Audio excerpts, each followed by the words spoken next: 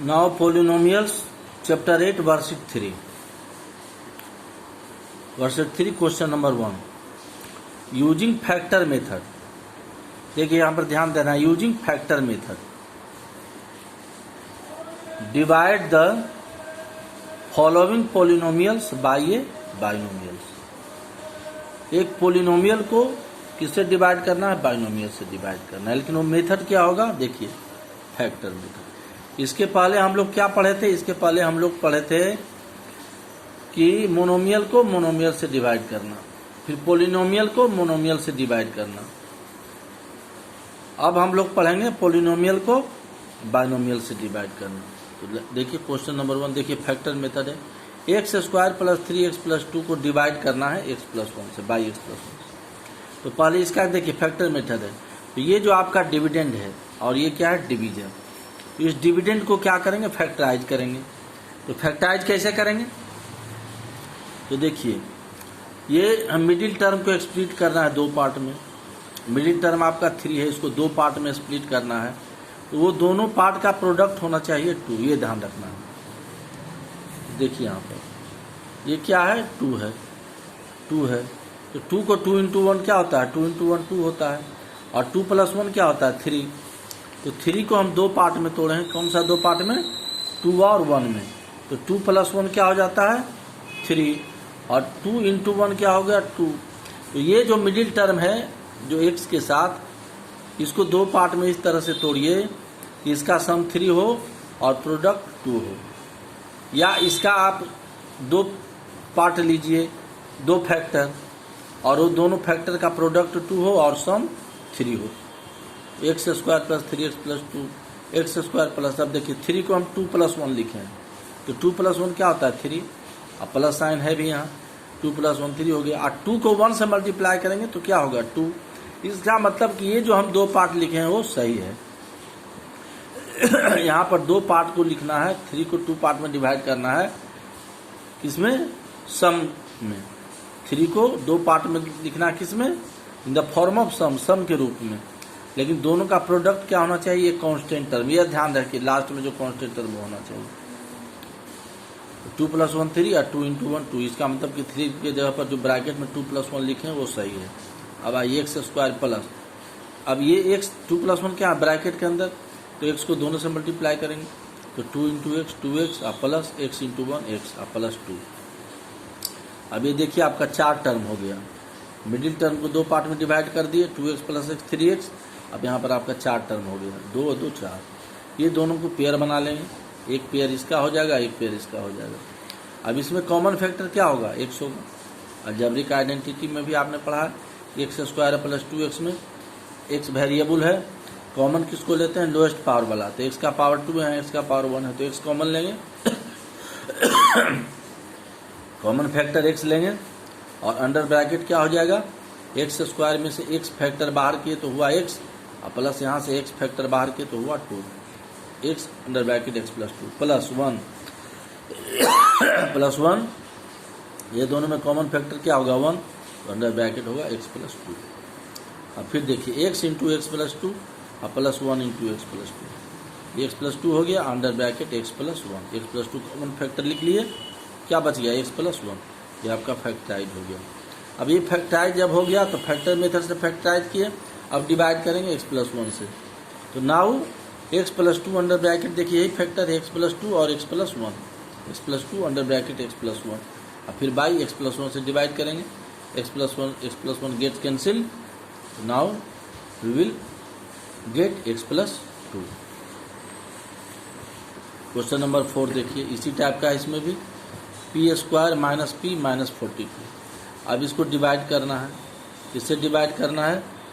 By p plus 6 से. By p plus 6 से divide करना है. p प्लस 6 से डिवाइड करना है. अब इसको मिडिल टर्म को तोड़ेंगे तो क्या बोले हैं? इसका कॉफिशिएंट क्या है? p का -1. p का कॉफिशिएंट है -1 और यहाँ पर क्या है? 42. अब ये जो कांस्टेंट आपका है 42, इसका पहले प्राइम फैक्टर कर लेंगे. देखिए 2 1 जा 20, 21 2 जा 42 तो 21 हुआ. फिर 21 को 3 से लेंगे. 3 7 जा 21. तो ये हो गया, ये सब प्राइम नंबर है 237। तो अब पॉसिबल फैक्टर 42 का लिखिए, 1 इंटू 42 भी 42 होता है। देखिए 2 इंटू 21 भी,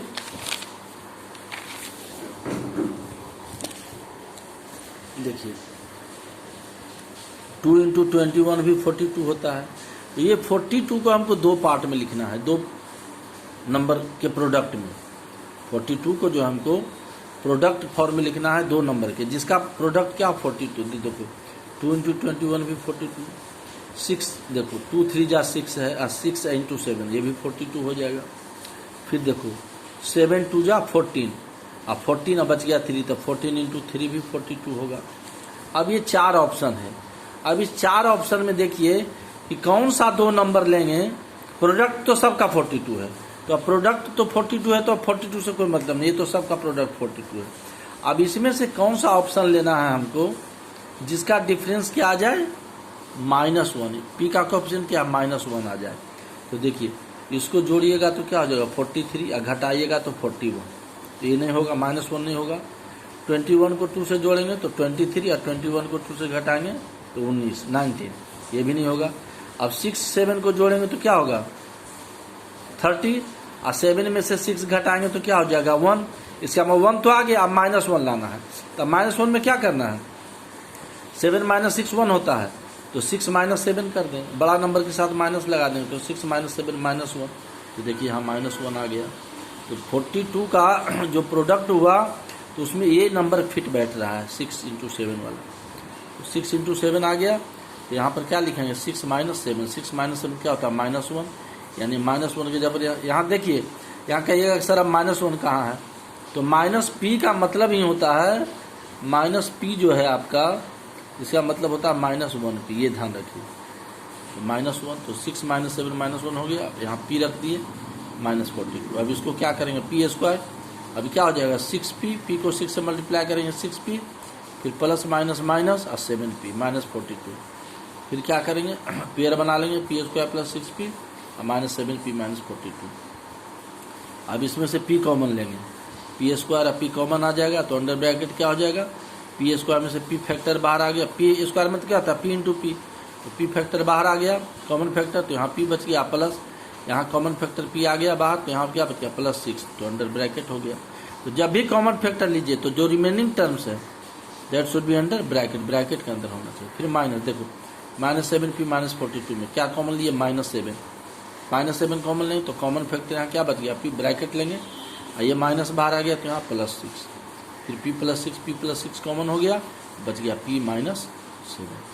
अब नाउ p + 6 और p -7 इसको डिवाइड करना है p + 6 से, p + 6 कैंसिल हो गया, क्या हो गया आंसर आपका p -7। तो ये आपका फैक्टर मेथड है। फिर question number 8, x⁴ + 3x² - 10 x² + 5 से इसको डिवाइड करना है। इसमें भी फैक्टर मेथड लगाना है। तो देखिए अभी तो हम लोग क्वाड्रेटिक पढ़े थे 2 डिग्री वाला, ये 4 डिग्री का है। तो इसको क्या कीजिए कि x² को y मान लीजिए, तो x² को y मान लिया, दोनों तरफ स्क्वायर करेंगे, इधर भी स्क्वायर कर देंगे, इधर भी स्क्वायर हो जाएगा। x⁴ जा क्या हो गया 4, तो x4 की जगह पर क्या आ गया y², x4 की जगह पर y² आ जाएगा, यहाँ 3y -10 हो गया, y² + 3y -10। अब इसको डिवाइड करना है किससे, x² + 5 से। तो x² को तो y माने हैं, x² को y माने हैं, तो ये क्या हो जाएगा y + 5 हो गया। अब y² + 3y -10, अब इसका फैक्टराइज करेंगे। अब 10 देखो 10 है तो 2 5 जा 10, तो अब 10 को क्या लिखेंगे 1 × 10 तो 10 होगा ही, और 2 × 5 भी 10 होगा। इसको जोड़ने से क्या आ जाएगा 11, यहाँ 3 है नहीं हुआ। इसको घटाने से क्या आ जाएगा 9, यहाँ 3 है नहीं होगा। अब इसको जोड़ने से क्या आ जाएगा 7, यहाँ 3 है नहीं होगा। इसको घटाने से क्या आ जाएगा 5 - 2 3, इसका मतलब ये होगा 5 और -2। तो 2 ऑप्शन हो गया 5 और -2। यहाँ पर क्या लिखेंगे ब्रैकेट में 3 की जगह पर 5 - 2 y -10 y² प्लस, अब देखो y × 5 5y और प्लस माइनस माइनस 2y और -10। अब पेयर बना लेंगे, कॉमन फैक्टर क्या हो जाएगा y लिखेंगे तो अंडर ब्रैकेट का साइन देना जरूरी है, y और यहाँ पर y² में क्या है y × y एक वाई बाहर आ गया कॉमन फैक्टर, तो ये वाई बच गया प्लस, फिर ये वाई यहाँ आ गया तो 5 ब्रैकेट दे दें, फिर -2y या -10 में कॉमन कौन है -2, तो -2 लिखेंगे, तो -2 लिखेंगे तो ये क्या बच गया अंडर ब्रैकेट y, यहाँ माइनस फिर बाहर आ गया तो प्लस 2 5 या 10 यहाँ 5 आ गया, तो 5y + 5 और y + 5 ये कॉमन फैक्टर हो गया, क्या हो गया y -2 ब्रैकेट y -2। अब ना y + 5 और y -2 लिखेंगे और डिवाइड करना है किससे, y + 5 से। देखिए यहाँ y + 5 से ब्रैकेट मिलेंगे, ये कैंसिल हो गया y + 5 y + 5 y -2। अब y का वैल्यू यहाँ क्या लिए हैं, x² = y, x² = y हो गया, y की जगह पर x² पुट करें, x² - 2, यही आपका आंसर हो गया। अब आइए question number 2, using long division method. अब लॉन्ग डिवीजन मेथड इस्तेमाल करना है, divide the following polynomials by a binomials and check भी करना है। तो देखिए ये आपका पॉलिनोमियल है, अब इसको डिवाइड करना है 2p - 1, तो दिस इज डिवीजर और दिस इज डिविडेंड, तो 2p - 1 को देखिए लिख लिए 2p - 1, अब ऐसे बना लेंगे। अब यहाँ लिखेंगे इसके अंदर 4p³ - 4p² + 6p - 5/2। अब देखिए यहाँ पर 2p है और यहाँ पर फर्स्ट टर्म 4p³ है, तो अब 2p को अब यहाँ पर इसके नीचे 4p³ है तो इसके नीचे भी 4p³ आना चाहिए। फर्स्ट टर्म हमेशा कैंसिल होना चाहिए, लॉन्ग डिवीजन मेथड में हमेशा ध्यान रखिए कि फर्स्ट टर्म जो है कैंसिल होना चाहिए। तो फर्स्ट टर्म कैसे कैंसिल होगा, तो यहाँ 2p है तो यहाँ कितना लेंगे, तो 2 × 2 = 4, तो यहाँ 2 लिए। अब p को कितना से मल्टीप्लाई करेंगे, pq होगा, तो p को कितना से मल्टीप्लाई करेंगे, pq होगा, तो p × p²। देखिए यहाँ पावर हो तो 2 + 1 3, तो p², यानी फर्स्ट टर्म यहाँ 2p² लेंगे, तो 2p² × 2p क्या हो जाएगा, 4pq हो गया। तो फर्स्ट टर्म का काम हो गया। अब इसका सेकंड टर्म क्या है, -1, अब -1 को 2p² से मल्टीप्लाई करेंगे क्या हो जाएगा, -2p²। तो फर्स्ट टर्म आपका कैंसिल होना चाहिए, कैंसिल होना चाहिए मतलब कि सेम होना चाहिए, मतलब ये 4pq है तो ये भी 4p, यहाँ -4pq रहता तो यहाँ भी -4pq, ये भी ध्यान रखना साइन का भी। तो फर्स्ट टर्म तो कैंसिल हो गया। अब इसका डिवीजर का सेकंड टर्म क्या है, -1, तो अब सेकंड टर्म को इससे मल्टीप्लाई करके जो आएगा उसके नीचे लिख दीजिए, तो -1 × 2p² क्या हो जाएगा, -2p²। अब साइन चेंज करेंगे, तो आप लोग तो साइन चेंज कीजिएगा नहीं होमवर्क में, और maximum of homework will be wrong और इनकम्प्लीट। क्यों, इसके चलते देखिए यहाँ पर इसके चलते। अब यहाँ पर डिनोमिनेटर कौन है, ऊपर वाला से कोई मतलब नहीं, ऊपर वाला जैसे वैसे रहेगा, नीचे क्या है 4pq, इसके साथ प्लस साइन है, तो ये प्लस साइन अब यहाँ माइनस हो जाएगा, यानी ये जो +4 था अब -4 हो जाएगा। ये क्या है, -2p², तो अब इसका साइन चेंज होगा, प्लस हो जाएगा, तो ये -2 जो था +2 हो जाएगा। यही इसमें प्रोसेस है। तो ये माइनस प्लस है तो माइनस, माइनस है तो प्लस लिखेंगे। प्लस का मतलब कि नीचे वाला जो नंबर है उसका साइन अब चेंज हो गया, ये ध्यान रखना।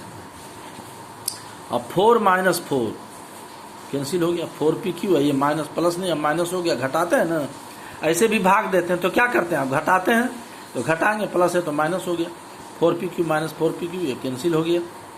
अब बच गया -4p²। अब ई माइनस को भूल जाइए आप, इसको आपको भूल जाना होगा, अगर नहीं भूलिएगा तो your process will be wrong. तो इसको भूलने के लिए क्या करना है, तो यहाँ माइनस रहेगा तो नीचे क्या कर देंगे, प्लस, तो ये भी हो गया +2, तो -4 और +2 क्या होता है, -4 और +2 क्या होता है, ध्यान दीजिए, अपोजिट साइन क्या होगा, घटेगा, अपोजिट साइन में घटता है। अब बड़ा के साथ माइनस साइन है तो माइनस देंगे, तो -2 और p², लाइक टर्म है p² -2p² +6p।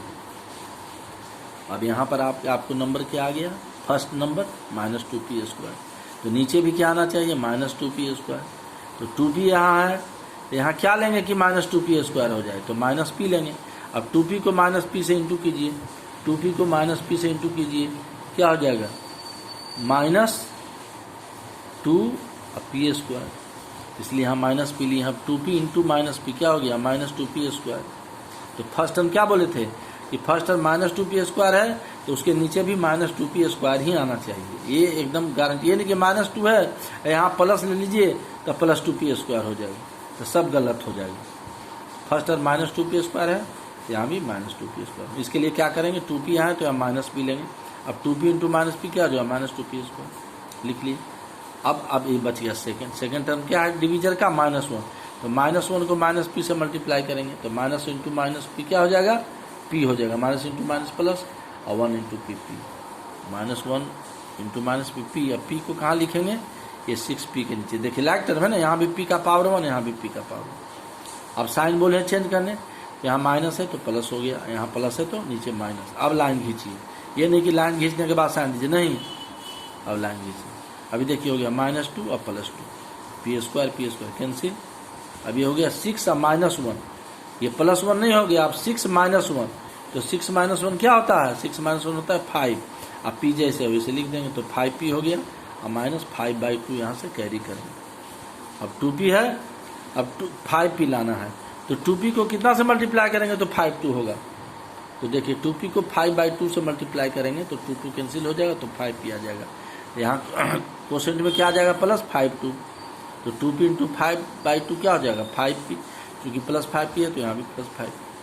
अब सेकेंड टर्म -1 इंटू +5/2 तो प्लस माइनस माइनस और 1 इंटू 5/2 5/2। अब ये प्लस है तो माइनस हो गया, माइनस है तो प्लस हो गया, कैंसिल हो गया 5p या -5p और -5/2 और +5/2 कैंसिल हो गया, रिमाइंडर 0 हो गया।